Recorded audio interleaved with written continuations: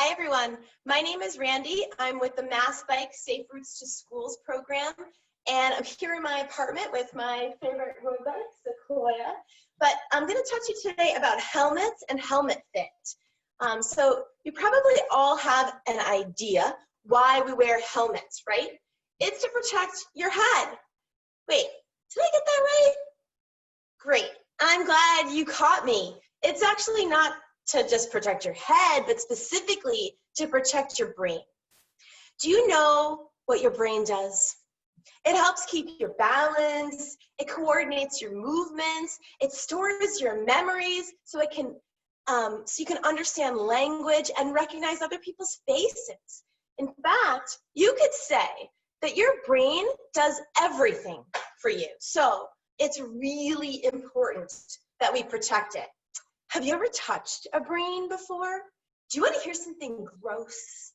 All right, imagine you can take some Jell-O and heat it up in the microwave for, say, 30 seconds. Can you imagine what the consistency of that would be?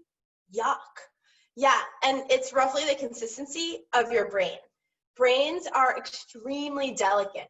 The thing about brains is that they don't grow back, and they can't be replaced. So you only have one of them. You can get a heart transplant, you can get a liver transplant, even a face transplant. Well, that's just crazy, but you can.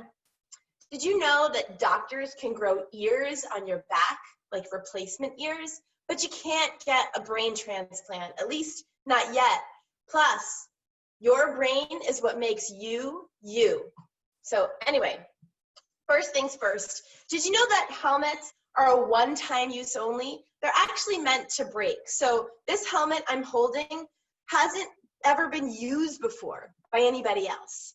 So if you've ever hit your head while wearing your helmet, or your helmet gets hit really hard, even if you don't see any cracks or signs of damage, get rid of it. You can't use that helmet. Get a new one.